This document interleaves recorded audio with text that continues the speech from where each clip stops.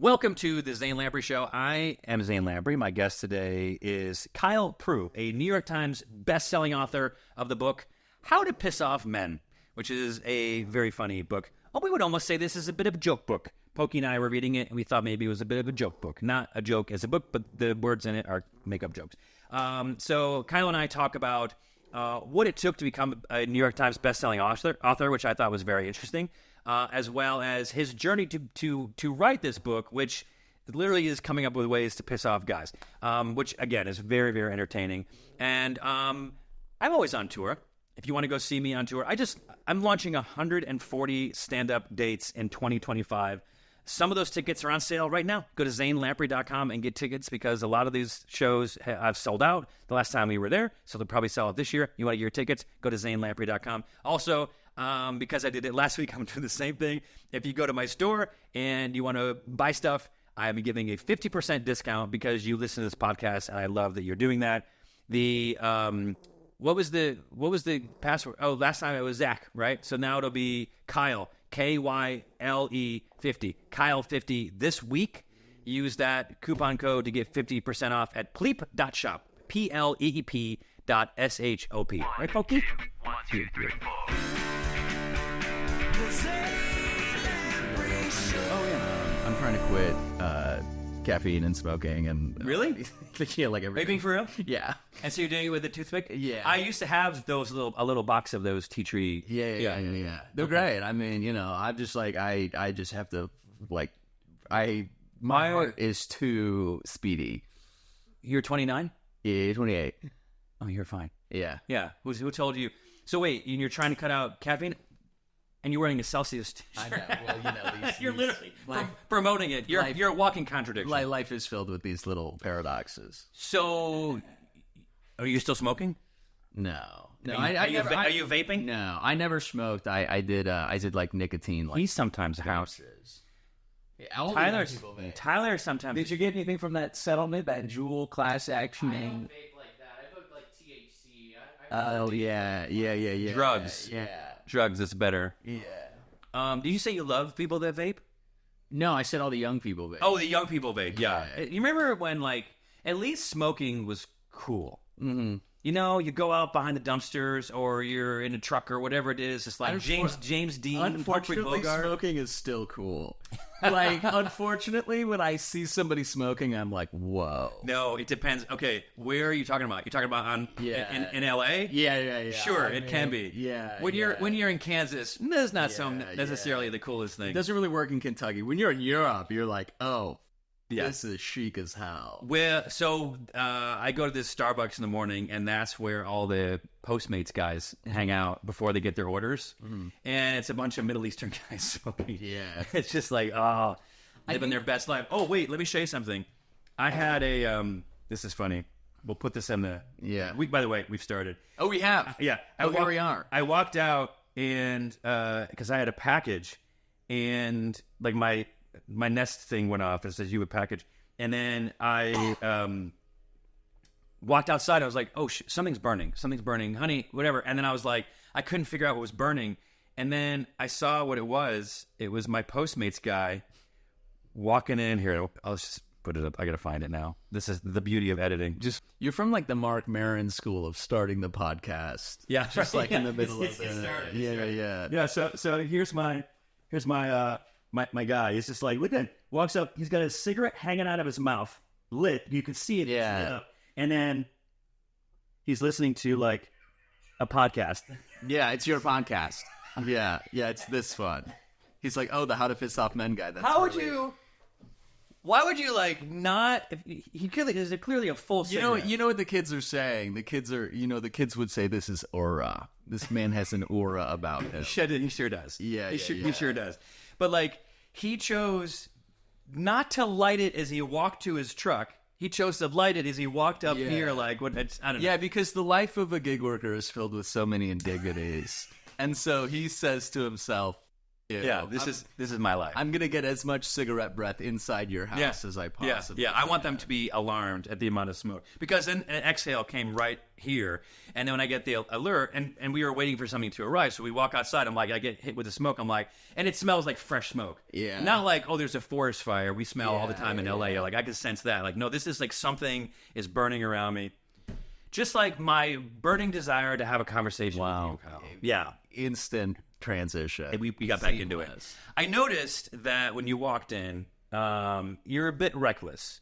Yeah. You don't have an iPhone case. No. I need to understand the mentality of it. I need to understand, like, how long have you had the iPhone for? A few years. Let's see. Let's take a look at it. This iPhone you've had for a few years. They're like you don't need them now. They're like titanium. You know, I drop this 3 times a day. Really? Yeah, it's sort of The glass doesn't break. no.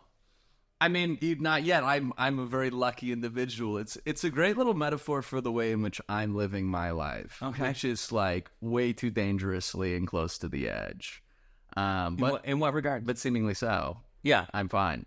I'm doing all right. You're still here. I'm still alive. Okay. Yeah, I'm as undamaged as the phone is. Okay. You know. Yeah. So Is that true? that I live dangerously. And No, close that to the you're edge. as undamaged as your phone. Your phone is pristine. Are you on the inside? Yeah. I was gonna say exterior damage doing very well. Okay. No scars. Okay, good. Interior damage, you know. You have a few things going on right now, a few intriguing things. One is this book. When did this book come out? This book came out last month. Last month. Okay. So this started off as... Okay, well, how did it start off? By the way, sorry, this book is called How to Piss Off Men. Yes. Okay. So this started in person. I think like when In person? Yeah. Oh, okay. Yeah. When I first moved to, I've always been a little bit of a rascal, I think. And when I first moved to LA, there's just something that everyone does when they move to LA, where they start going to just like the house parties. Okay. And so you go to these parties, and these parties are filled with other transplants who just got out of film school. Why are they not good parties? Are they small or just bad people? It's everybody is there to self-validate. Yeah. You know, everyone is. I was about to say self-immolate. You know, light themselves on fire. But no, everyone is there to self-validate. Like they go there and they are there to say like, oh, I have this idea. And they don't talk about things they are doing. They're talking about things that they would like to be doing. Okay. Because they also just moved to LA. Okay. And I found myself caught up in all these conversations in which I realized that the only way out of it was to tell these people how smart they were and how wonderful they were. And I just couldn't bring myself to do got it. I think You tried. For a long time I tried. And there's this thing in LA where it's like, it's very, very polite society. You know, there is a standard way of speaking. There is an air of speaking, and I had trouble getting with it, so I started sort of employing a few of these. It's a little bit subterfuge. Yeah. You're not being overt about these comments. No. Yeah. Yeah, we talk about, you know, in the beginning of the book that it's mainly questions. You know, it's things that you can kind of drop that will worm their way into the psyche much later on. Okay. On the way home, they're like, "Wait, was he making fun of me?" Yeah. They're like, got it. it's got to be like 2 days later because if someone says like, "Well, you in the moment," you've got a problem. Yeah, that's right. That's You know? right. Yeah. And like finding the balance has always been a little bit of an art form, because there have been times when I've said things to people and they've said, "What the is that supposed to mean?" yeah. And Whoops, I'm writing a book. Yeah. You're like, you're Even part of, before you were. Everybody likes to find out that they're part of a scientific study. Yeah. You know. And so yeah, it kind of. I remember very vividly the first moment where I was like, I should write a book, or I should make I should start putting these online. So you put them on TikTok? Yeah. And Instagram? Or TikTok first? What? TikTok first. Okay. Yeah. And they had a big moment there, and then they had a big moment on Instagram like 2 years later. And I realized that like when you repurpose all your content from one platform and you move it to another content, all those people think it's the first time it's happening. Okay. They think it's brand new. Yeah. So people were like, "How do you get so many different haircuts?" Oh, like because I'm like posting years worth of content. People are like, "Your hair grows fast as." Dude. Is that what you got from my post? Yeah. Thanks. It's like, okay, sure. You know, if you're commenting, you're engaging. Yeah. But That's true. the moment in which I was like, oh, this is something I should be able to make money off this was we were leaving. I don't know if you've ever heard of the Brig. The Brig is this hellish bar Okay. in Venice. Okay. If you are looking to like Buy drugs? no, if you're looking to fight within an hour, Okay, got it's it. bleep that. It's the Yeah. place to go. Yeah. It's vicious. It's like the jungle. I'm sure it's built on like an ancient burial ground of some kind. But we were leaving. Is it near like Abbot Kinney? Or... It's on Abbot Kinney. Oh, Yeah, okay, it's got like right it. by the beach. Okay. And me and my friends were leaving one night, and we're all wearing like Michigan gear because they're visiting from Michigan, and we're losers. And as we're like leaving, we peaked in college. As we're leaving, this guy comes up to us who's like in his 50s. And he's like, Michigan. And we're like, yeah. And he's like, you went to Michigan. And we're like, yeah. And he was like, love visiting Michigan. And we're like, oh, cool. Did you go to Michigan? And he goes, no. And we were like, oh, why do you visit Michigan? He goes, tailgating. And we're like, cool. And we're like kind of like waiting for the Uber to show up. And it's kind of one of these things where we're just like now like killing dead silence, you know? And he's like, college girls, man. They think I'm so funny. And all my friends kind of like turn to look at me. Line them up. Yeah. Line them up, baby. And I was like, do you ever wonder if they're laughing at you? And he made like a noise, like a... and and he goes, I thought you guys were cool. And I was like, we're not. No, we've never been cool. But after that moment, I was like, I should start putting these online. Mm-hmm. So I started doing it, and then the internet was like, that's you. It's your thing now. It's good to find a thing. Yeah. You know what I mean? Yeah. I went to an event recently. Someone says, how do you decide what kind of content you make? I say, you don't decide. No, that's true. You know. That's true. I've kind of been chasing the dragon, metaphorically. Different metaphor, yeah. But like, as far as like, what do I do for content? And then all of a sudden it finds you. Because I was like, I was jealous of my wife because she has a pet rescue. So there's always animals here. Yeah. Her content is walking around the house. Yeah. Doing cute stuff all day. Yeah. And then boom, it's just she has more followers than me. Yeah.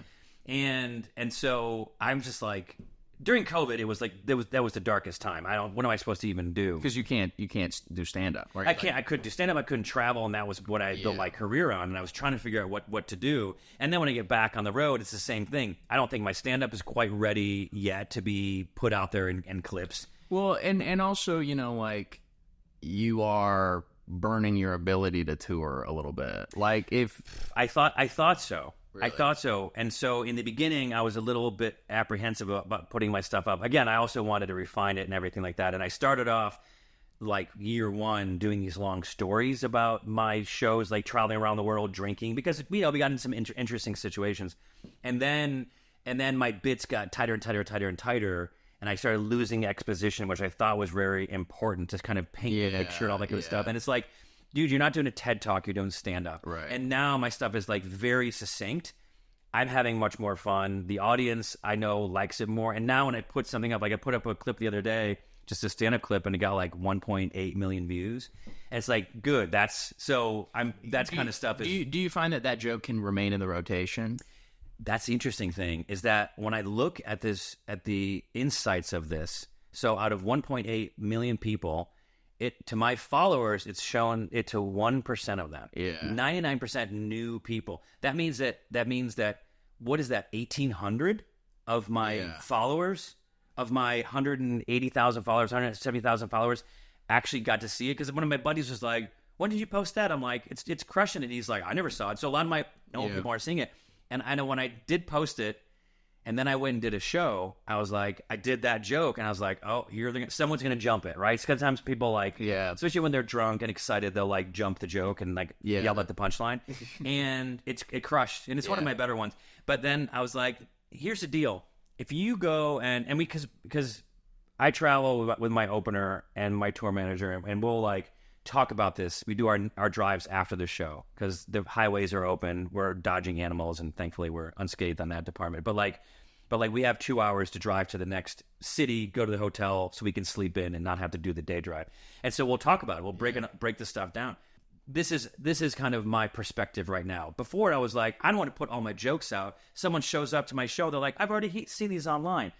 If that's the case, and they've seen all my jokes, if they're a fan, they're not going to mind hearing the rest of it to fill it in. Yeah, and my dad was like, yeah, we went to a stand-up show the other night, and I actually already heard all the jokes, but it was kind of nice to hear them again. You know, he was like, you know, like you. I think if you are interested in comedy, you assume that everybody has the same kind of mind for comedy as you do, and you're like, I've already processed this joke. Yeah, you know, I've already, you know, but like, you know, people like my parents are like, they did it, you know? What if U2, it's a little bit different in music, but what if the band U2 was doing a tour and they were just singing like new songs every week? What if they were singing doing a Joshua Tree tour? Everyone would be like, oh, I want to hear that live. I can go hear it when I want to hear it live. So I don't think it ruins anything. In fact, I think it helps to build excitement. So now I've kind of turned a page there where I'm like, I'm putting up my best stuff. Yeah. I'm putting it out there. And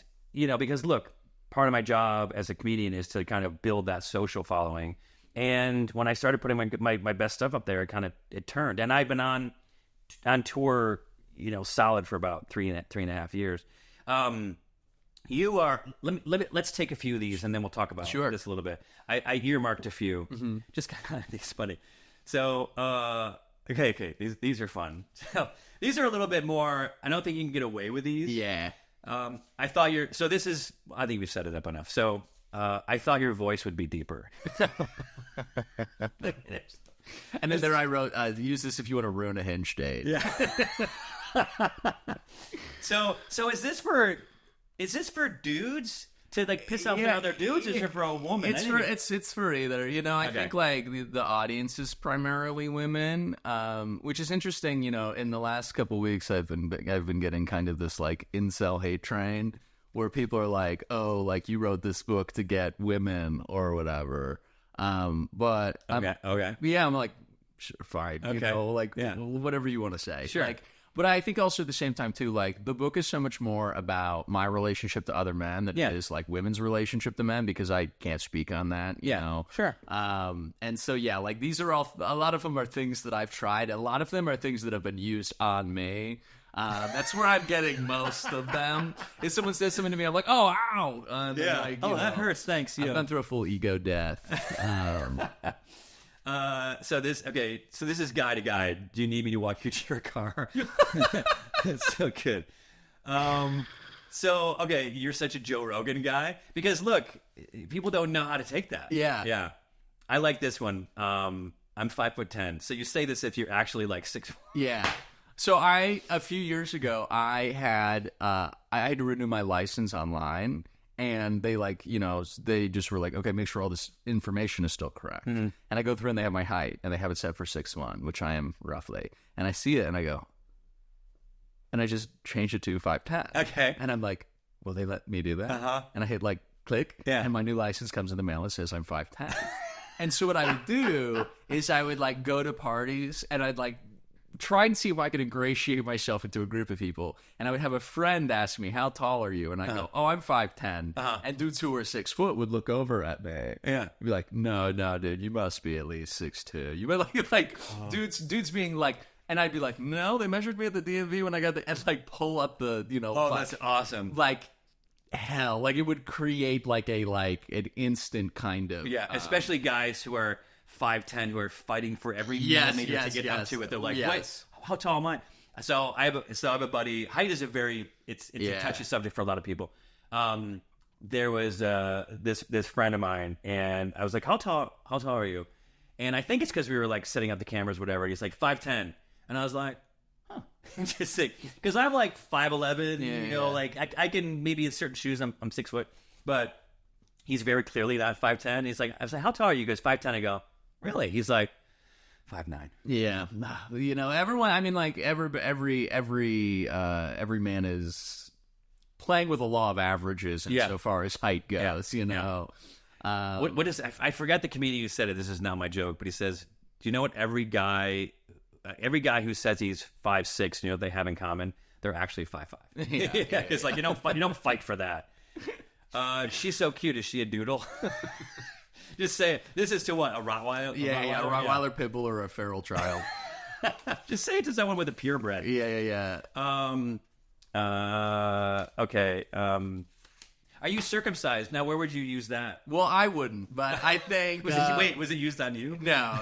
Well, this is a good one, so I think it's like... That one's for women who, have hooked up with someone, and then they ask someone, are you circumcised? Because it's the question of, like, how did you forget my dick? You know what I mean? Was it forgettable? Yeah, right. In some way? Yeah. Okay, so you know what? I think this conversation would probably be enhanced with an Olipop. Oh, wow, this cold and delicious Olipop available in stores wherever Olipops are. What do you? I got ginger. I got vintage cola, and I got Ridge Rush.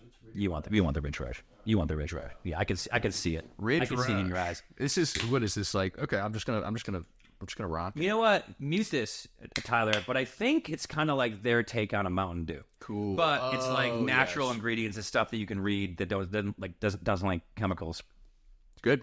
That's it. Write it down. It's good. Clip it. It's good. Clip it, Tyler. Okay. I think this is my favorite. I'm reading. By the way, I'm reading these out, and I'm laughing out loud. As Tyler was like getting set up here, I'm reading these and I'm laughing out loud. He's like, "What are you laughing at?" I go, "Shut up." So this is okay. Text this to your buddy basically in the middle of the night, and then turn your phone off. I'm here.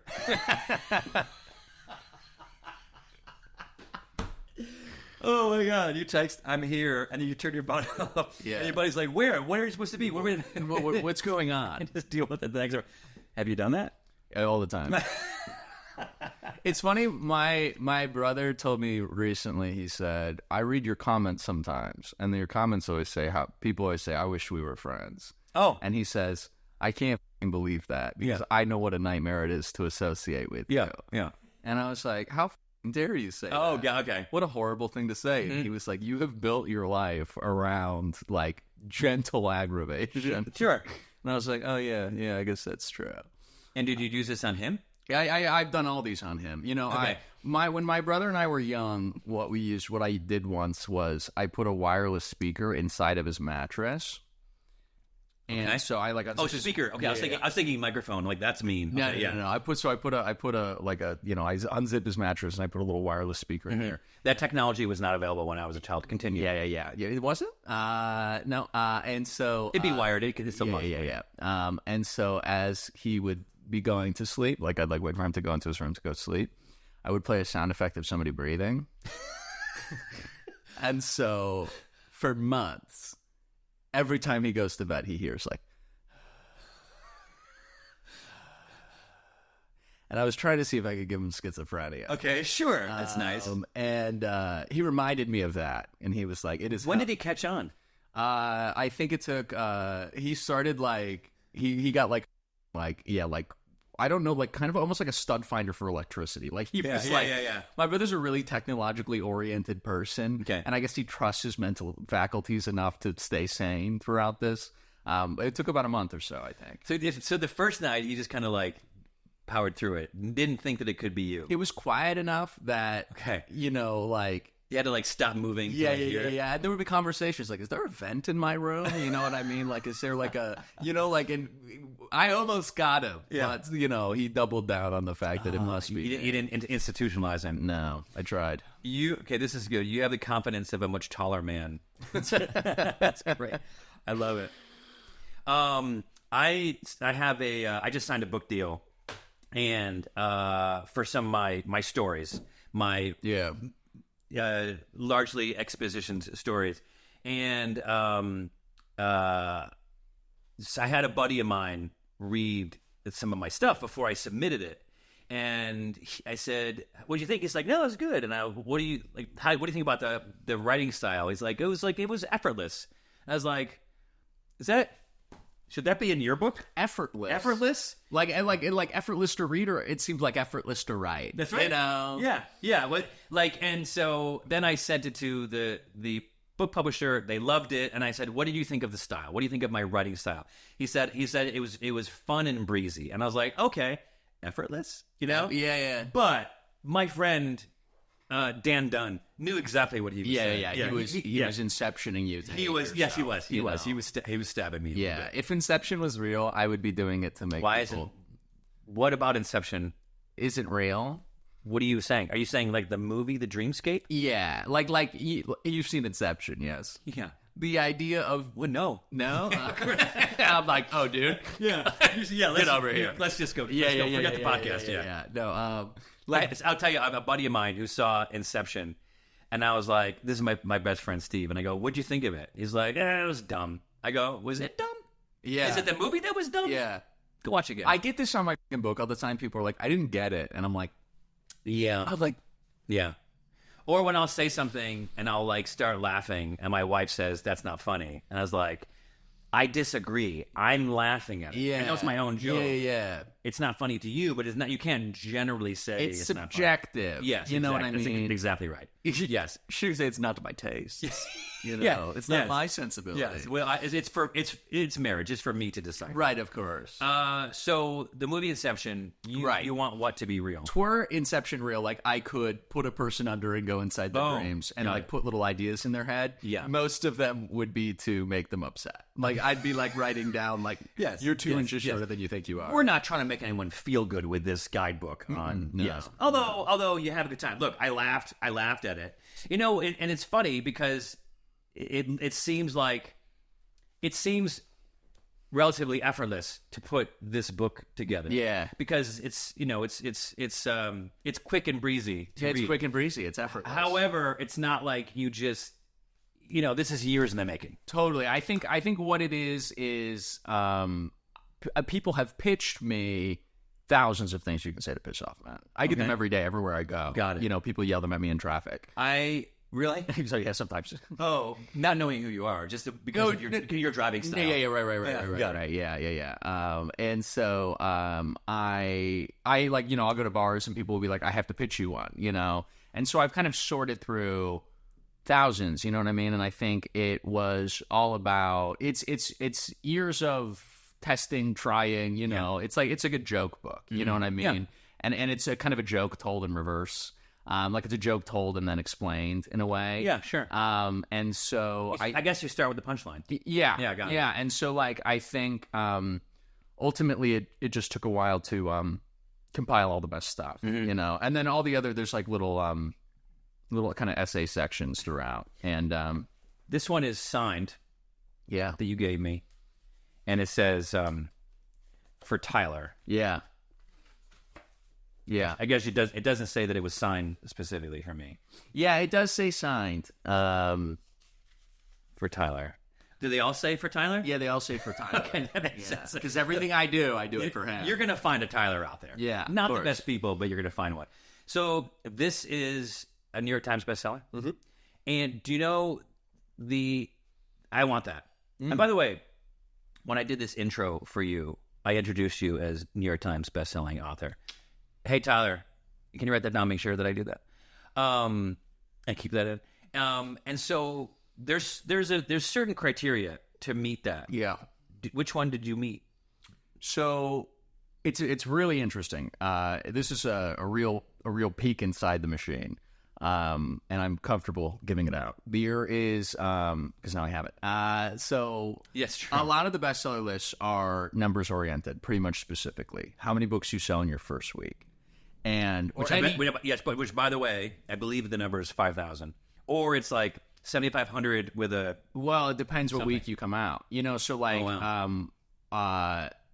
5,000 is a really great amount of books in a certain month. In a different month, it's a little tougher. Oh wow, okay. Yeah, because you are, it's not a specific number of books. You are in competition with everybody else releasing a book that week. Oh, got it. And so, and why everyone says it's the first week, you can hit it any week of your release. You can hit it any, you know. That's true. Yeah, got it. But all of your pre-orders count towards your first week. They count as a first day sale. Oh. So that's why people push pre-orders so hard. Oh. And also, the first week of a book release are the most important because they determine where people are going to store you in bookstores for the rest of your release. Oh wow. So, yeah. So When you say rest of your release, what is that time period?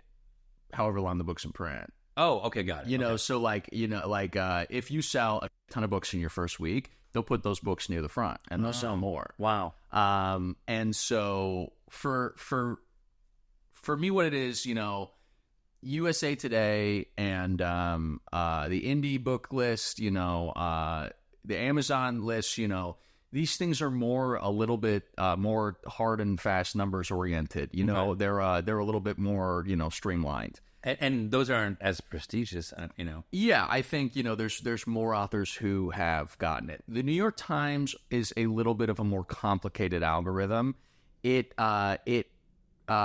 takes into account where around the country books are sold, what retailers are selling them. So if you sell 10,000 copies through Amazon, you don't sell them anywhere else, you probably won't hit New York Times. Oh, wow. And so, it's real. So what the publisher had me do is they had me in the first week go to 7 different bookstores in 7 different cities. And buy 1,000 books. Sell 1,000 books. Yeah. Could not afford to buy it. 1,000 books would cost me $15,000.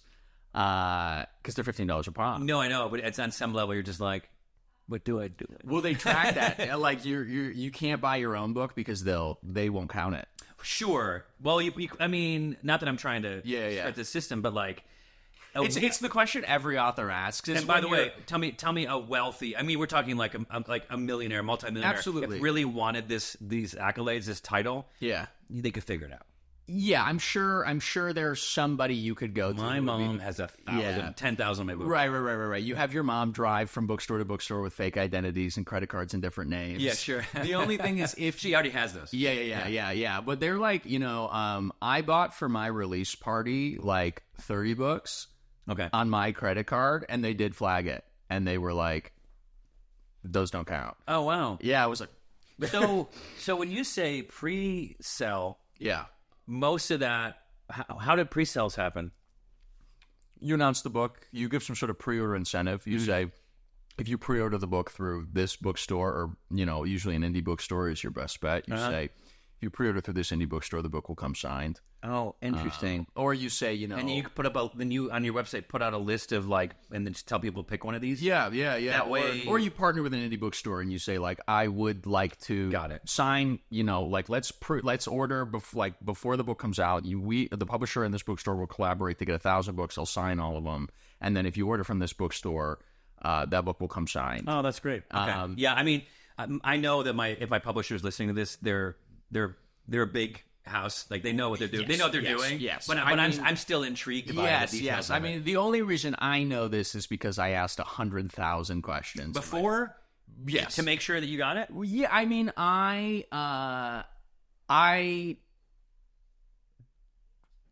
what had happened was I put the announcement out, and we hit a very large number of pre-orders very quickly because this was something that the audience had asked for. Got it. They had always asked, will you make it tangible? Will you put it in something? Yeah.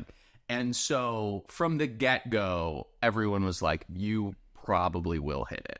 But the only thing is, because it's kind of a curated list and no one is really completely sure how the algorithm works, they were like, you will hit USA Today. I had already hit Amazon in the first week of pre-orders, and they were like, you probably will hit the indie bookstore list if we send you around.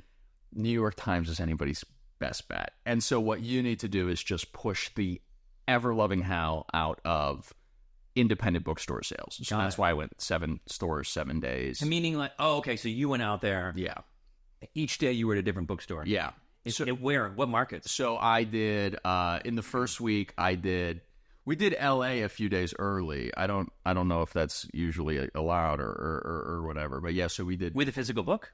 Yeah. Oh, okay. Yeah, so we did LA, and then, so for our first week of release, we did, New York, outside of Boston, West Virginia, for whatever reason. I don't even know if I've been to West Virginia. Yeah. What city was it? Shepherdstown. Oh, they make the best cakes. Yeah, they make the best cakes in the world. Yeah. It was a beautiful area. Which is what I say about every town I've ever been to. I'm like, it seems really nice. That's okay. That's very interesting. And then we were outside Chicago, Nashville, and 2 others. So you those are flights. That's not even a drive. Yeah, those are flights. Wow, that's crazy. So yeah, it's like. And what was it like? How many people turned out to those? Probably like we sold out pretty much every bookstore, but that could be like about 200 people. Wow, that's great.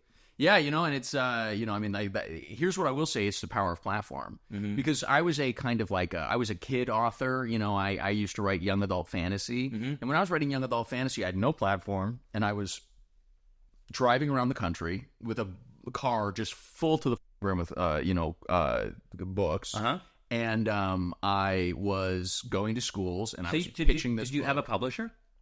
I had what's called a vanity press, which is where you go to a publisher that has like 3 published books. Okay. And you are not technically self-published, but you're not really at a publisher either. Sure, got it. And it's just so you can avoid saying I'm self-published. How many of those books did you write?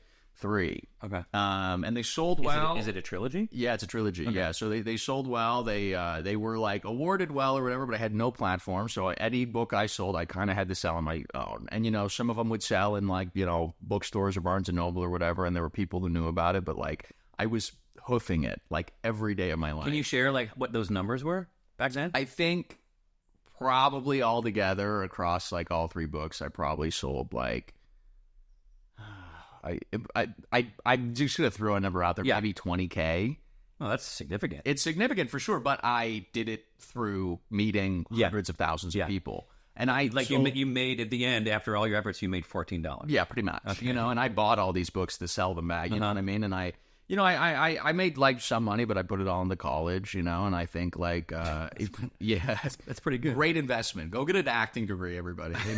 Go to school for acting and poetry. Well, no one said you had to go highly for acting, but you paid for college. Yeah. I highly recommend it. But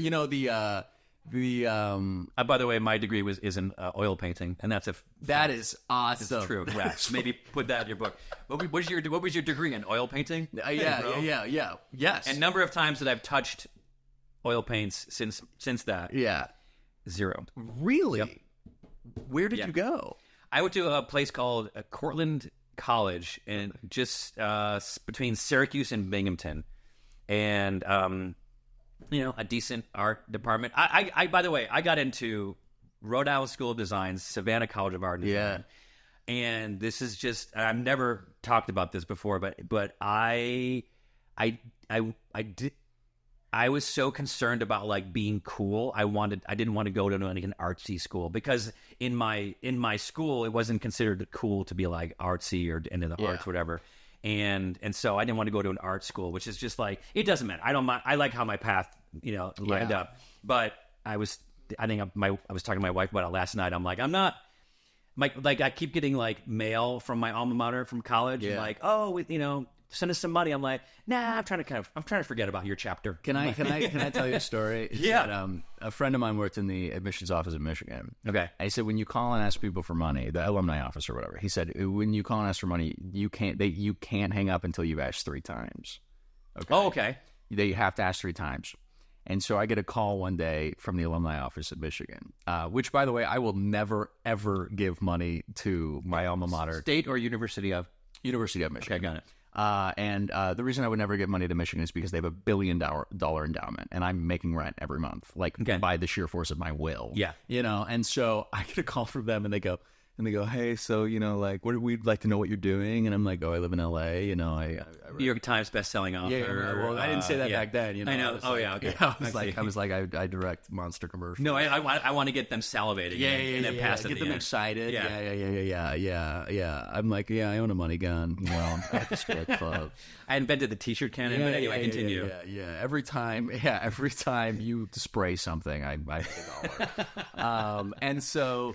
At some point they go, so we're wondering, like, how did you enjoy your time at Michigan? And I go, oh, well, my time at Michigan was actually really hard. I got hooked on drugs. Not true. I was like, I went through a lot of emotional abuse. It was actually really difficult. Mm-hmm. And the guy's clearly reading off a script, and he goes, okay, would you at all be interested in making a donation so someone could experience the experiences that you had at Michigan? And I go, getting hooked on drugs and going through emotional abuse, like, I don't really know about that. Yeah. Like, I actually think it's probably in my best interest to make sure that nobody ever goes through what I went through. And he goes, well, sir, even small donations make a big difference. Like, he just like, I knew he couldn't hang up. So do you think is that person incentivized? They're a student. They're like Okay. they have to. So, Like, so work they're doing it just to make money. They're on some sort of program, but it's not like you get 1% of whatever you bring in. Or No, whatever. it's So like, you- it's like a work study. Yeah. You know, they're chained to a desk. You know, in the basement of the. What a horrible thing to do. I had a buddy that worked for Miss Cleo. Do you know what that is? Miss Cleo. It was like I think she was sued. She was like a psychic. Yeah. And so it had an army of people. I think they were like receiving calls when she had an infomercial, and then like they would transfer to someone. They would give them whatever. Yeah. And he's like, I didn't even last a day. It was just a horrible. Yeah. You know, you're selling. It's gross. It's all that kind of like MLM like related stuff. Like I don't know.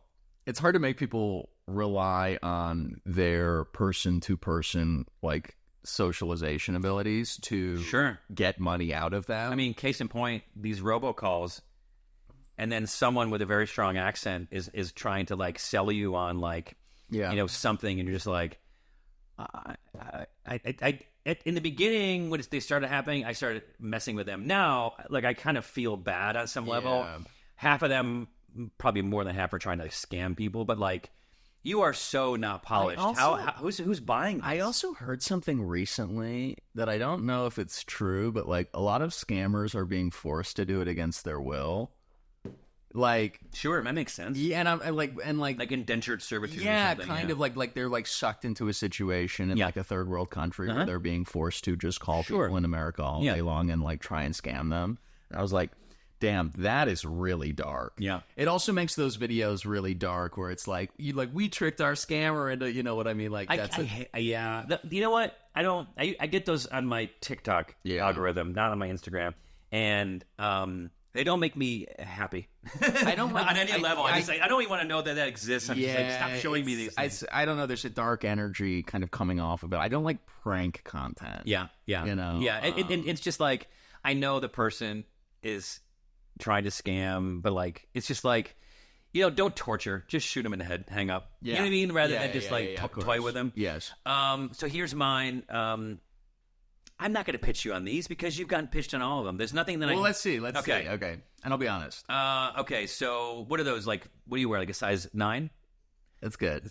Is that new? It's not. It's kind of now. I mean, yeah. I think like you would have to be in a situation where you would have a reason to mention his shoe size. Yeah, those are pretty cool. I could get those. What are those? Is that what you wear? Like a size 9? Yeah. It's a way to trick if people. If you work at a bowling alley, Yeah. you know what I mean. That's where you. Oh, got it. You know, what I told people to do. I got it. Yeah. I got it. What I told people to do, because like, I feel a lot of men are very precious about their shoe size. What I told people to do is, if there's like a sneakerhead, like a guy who takes a lot of pride in his sneakers, Yeah. you say, "I love those. Are those bowling shoes?" Yeah, yeah, that's it. That's in here. Yes, I saw that one. I had that. That was one of my earmarked one. The other one is like, you know what? Okay, see if you can make this one work. Yeah. Questioning a guy about his moisturizing routine. Is it that you ask him what it is, or ask him like if he doesn't have one?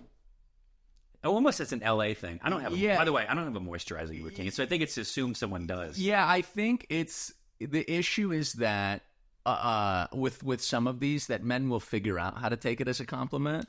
So if you say do you moisturize? You have such like plump and radiant skin, and that gives them the opportunity to be like, no, I don't. It's just kind of natural. You're like, Damn it! you know, like my best friend has perfect skin and has his entire life. And whenever people ask like, what do you like? What's your skincare routine? He goes, soap and water.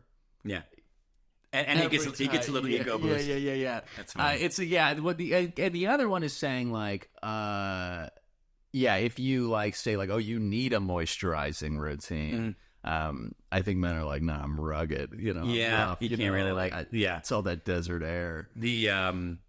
I'm trying to decide if when I moved out here, if the Marlboro Man was still on Sunset Boulevard. I don't think it was. Now there's the Calabasas Cowboys. You know, like all these dudes who have never worked a day in their life and dress like cowboys every day. Oh, from Calabasas? Yeah, like that's just what they call them. I've it's never like heard it's, that. you like this is like such young, like what the young people are getting into in like Silver Lake and Echo Park is my that God. they're all dressed like cowboys and they're all like, So for people who don't know, this is about 20 minutes north of LA. This is like the east side, right when you get, I guess, into the hills where you could have a horse. It's all these men with like work from home email jobs who like wear the hats and the boots and the big ass belt, and it's like, why do you dress like a rancher? I love that. Yeah, I had a guy when I did a show. My last run was like in Texas, and the guys. I had there was an opener, there was a feature, and then there was my guy. So I was like fourth in my lineup. The guy at the club, we did Hyenas Comedy Club, and I brought an opener. He didn't realize I brought an opener, and he double booked he had a guy. Anyway, he ended up booking there was 3 people before me, and whenever they came off, they're just like, man, there's a guy in the front row. He's got his cowboy boots just perched up on the stage, and we keep trying to make subtle hints about it. He doesn't do anything about it. And so I just went up there and kind of lit into it. I'm like, oh, so you work at Boot Barn? And just start ripping him apart. And I mean, he's hat, just he's the full thing. And come to find out, he was a bull rider, wow. But he loved it. That's a hard man to shake. Oh yeah. And I'll tell you what, right before that show, I'm an animal guy, animal lover, as is my wife. But right before I go on stage, I'm just kind of outside talking to my wife. And there's an injured baby bird with a broken leg. And I was like, fuck, I'm not going to just leave it and go inside. So I get it, put it in the box, call up the wildlife center. This is just outside of Dallas. They told me it's south of the city, half an hour. And I got to be there at 9 o'clock in the morning. And so I'm like, I'm staying an hour north. I have a show the next night. I don't want to wake up at 6 and be tired all day and then whatever. I'll do what I have to do just to be there at 9, whatever, because I don't know if the bird's going to make it through the night. And I, in the middle of my set, I go, by the way, for anyone interested, I found a baby bird. I kind of told this. People thought I was joking, but then I was like, no, it's a real thing. And then at the end of the show, this cowboy, this bow-legged, tough cowboy comes up. He's like, hey, man, I'm taking that bird for you. I live not too close, but whatever. He loved, because the way that I lit him up came from a place of love. He could tell and respect, what I mean? I got roasted last week at a comedy show, and to get roasted by somebody who's actually watching you and paying attention to you and it's something you haven't heard before is it's the greatest. Yeah, you know what I mean? I think the roast that is that people get offended by in a lot of capacities is the roast that is not clever and is clearly just kind of a weak attempt to hurt you. You know, it's so funny. Tyler and I were talking about that. It's kind of oh, you had that one in the chamber. You know what I mean? That doesn't feel original. It's if you're talking with someone and it's based off of and I don't like to do it based off a look, right? I don't want to I'm not going to judge someone for the way that they look. My other rule is I'm not going to engage until they engage first. If they are laughing loudly, if they say something, if they raise their hand, whatever it is, then it's it. But sometimes, because I have a bit that I talk about having ADHD growing up, and which I don't think you had.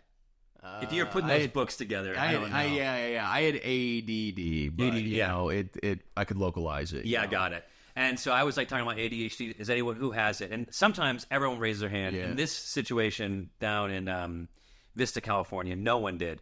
And some wife was going like this to her husband. I was like, no, I'm not going to embarrass this guy unless he jumped in. Yeah. And by the way, at the end of the day, it's just a way for me to get Adderall. Yeah. So, it's the same. That's all I'm trying to do anyway. So. I did the comedy show I did recently. I was getting roasted by this guy named Guy Branum. He's a comedian. He writes for a few shows, and I have a tattoo on the back of my arm here. It says "Calm Mind," and he said Kyle has a tattoo on his tricep that says "Calm Mind." I assume that means he has a tattoo on his brain that says "Underdeveloped tricep." And wow! Holy cow! Because it's so rare. I've had this tattoo for 5 years. Yeah. It's so rare that somebody can tell you something you've never heard about yourself. I was like, whoa. That's good. So good. That's good. Yeah, Nick, my opener, he's 5'4", and he goes through and he talks about it. He talks about it a little bit. I mean, we're now 4 years into it. We've met iterations of both of our sets, but he does still mention it. And then after the show, not every show, but pretty often, someone will come back and say a short joke, and he doesn't care. I think I'm more offended by them than he is. But they're just not original. I think for me, what it is like, do you honestly think you're going to be able to make me see this in a way that I haven't before? Yeah. You know what I mean? Because it's like, I am me. Yeah. You know what I mean? Like, I live here. Yeah. You know, the one I got. Don't tell me that I have a big nose. Yeah. I see it every day. I'm very well aware of We're it. right, exactly. I'm not trying to. Yeah. It's like you're coming to, you know, my town to tell me something about it that I don't know. You know what I mean? Like, when someone, I'm still thinking about that thing. That's so good. it's so good. The other one I got recently, which someone had commented on one of my videos, because people always talk about the fact that I have like big teeth. And I think the way I record makes my teeth look humongous because I feel like that's one of my notes. Yeah. Someone wrote on one of my videos, they said, is your posture bad because your teeth pull your head forward? And I was like, holy shit. That is crazy because that's like getting shot twice. Yeah. I will say that the comments sections very often, especially for a video, you watch it, you're just like, wow, what is that? You go to the comments and then like usually the first three are like, I was going to comment, but those ones are so good. Like I didn't even have that one. Sometimes I'll have it, but like no. There's people that kind of live their life for it. Yeah. You know? And they're not always winning, but when they do, it's right there at the top. Yeah. Yeah. I mean, like I do think that the cool thing about these like kind of like scroller situations is that we all pitch our best joke in the comments. That's true. And then everyone votes on That's what's, true. you know, That's the best, very you true. know? Yeah. That's cool too, you know, like that's kind of why like one of my favorite things about being online is my like comment section. Mm-hmm. Not recently, but usually. What is it? What's happening? So when How to Piss Off Men came out, a few people made TikToks about it, like a few women who are on like the book side of TikTok. Okay. And one of those videos got like 16 million views. Okay. And when you get 16 million views, you are hitting sides of the algorithm you have never hit before. Yeah. And so it hits all these like 12-year-old like kids who watch nothing but like Minecraft YouTubers and like Twitch streamers and stuff. And so then it starts becoming a thing for like these, you know, like young, disaffected, kind of like lonely kids are like making videos about this book. Wow. And so it took me a few days to track where all this was coming from because I was getting hundreds of comments a day from these kids. But like, it's all extremely tame stuff. And I guess that's because they're like 11. Like they're like, they're not jaded quite yet. Right. Like they don't know how to be really mean yet. Dad just left. Someone DM'd me the other I'm getting a lot of people DMing me and being like, you should kill yourself. Wow. And I'm like, you should kill me, you fucking loser. Like but they're like kids. I'm like, I'm like drive to California and kill me yourself. Here's my address. Maybe I shouldn't go that far. Yeah. I'm just like you like it's such a thing also like. Do you feel it when you get those? Do you feel it? Like, you know, like when someone says that, you open it up and you're not expecting that. I'll get those sometimes, not quite that one, but like you'll get one and like, oh, wow, okay. I guess, you know, so people are just like, people are mean and you know where it's coming from, but you still can't not be affected. If 5 people hate you, it feels like everyone in the world hates you. Yes. If 10,000 people hate you, it's fucking whatever. So I call the vocal minority. Yeah. It's these people that will say something and other people will jump all over it. And at the end, you're like, you know, there's 10,000 comments, but there's one that's blowing up. But it's just 7 people. But they just seem so angry that you somehow you want to like go in there and justify yourself, and you should not. And here's I am posted. I'll leave here and I'll post this video, but I didn't respond to it really. I made a video talking about how I was going to Comic-Con, and that kind of spooked me because a lot of these involuntarily celibate like nerds wanted me dead. Oh, the killers. Yeah. And so oh, okay, I saw that one. Yeah. And so I'm gonna made this video this morning that I'll post, which was just like, I've never gotten a hate comment by somebody brave enough to be in their own profile picture. Okay. You know? Yeah. All right. Like every single time someone gives me a hate comment, it's like some like anime girl, you know? Yeah. Like, and I'm like, if you actually hate me enough to call me like a, you know, whatever, a soy boy, a cuck, a beta, like, let's go face for face. Yeah. Like, put your fucking face on the line. Because some of these kids who tell me to kill myself, I go to their page and I'm like, yeah, we can't do this. Yeah. You know what I mean? Yeah. Like, you look like a lizard. Yeah. But if you do actually get one and then you go to see the person's profile, you shouldn't. response. Never. Because here's the thing: it's like the effort that you will take to like swipe down one of your haters will empower all of them and make you look petty and weird and weak. I was talking the other day about this. I think with Nick, is like you can't take the hate, but you also can't take the compliments. That's exactly true. My opener, Nick. Yeah, we were talking about it on one of our drives the other day because we were kind of talking about some of the responses and stuff. It's a big, I'm a very big believer in that. You can believe it. Human nature makes it difficult to actually do it, and you kind of work at it. Like you get one, I'll get one, and I'll be like, good or good. I'm sorry. Sometimes it feels good, but sometimes I'm just like, whatever. And then the bad, the same thing. You got to look at it and just go. You should just like walk away from it. Yeah. But sometimes I have to go. Okay, this person's not in a good place in their life. I shouldn't affect them that much. Of course not. Yeah. Like, have you ever gone online and decided to like tell somebody to kill themselves? Yeah. No, it's because you have a life and a house and a career. And, you know what I mean? Like. Right. What person do you know who like is doing well, who has time to like tell people to go fuck themselves? Yeah. Like it's like I found out a buddy of mine had watched a show years ago, and this girl, and he was like, "Oh yeah," she thought she was all like hot. She's got these bug eyes, and like I went on and told her she's not hot. She's got bug eyes. I'm like, why? What are you doing? Well, first of all. She knows, and if she wants to feel good about herself, what is your problem, there bro? is something. I mean, here's what I really think it is. If I'm gonna like really get into it, I think a lot of these like incels, these involuntarily celibate young kids, are jealous of women, and I think they're jealous of women because women get to feel desired. How old do you need to be an incel? I mean, tweens. I think, like, okay. I mean, like, yeah, you can go. I mean, you can go later. Yeah, true. You know what I mean? Yeah, I think like, maybe incel's not the right word. Men who are, I think incel starts at like 18. Like, yeah. Well, even like speaking of those people specifically, the 18 and up crowd. Like, they're jealous of women because women get to feel desired, and they never do. Yeah.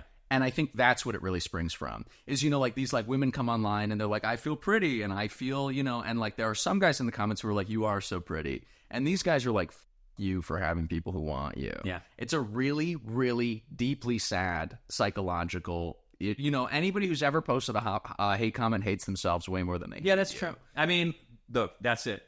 Yeah. That's it. At the end of the day, that's it. Because if I see something that I don't like, I just move on to the next thing. Right. Yeah. Like there's just... Except for your stuff. I posted something. Yes, and I have been getting those. Okay, you got those? Yeah, okay. Yeah, I didn't...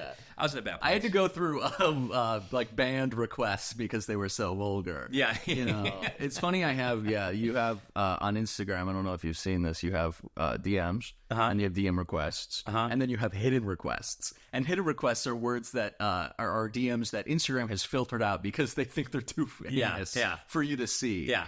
And Instagram assumes that 90% of the people messaging me are terrorists because they are. Okay, right. So. Yeah.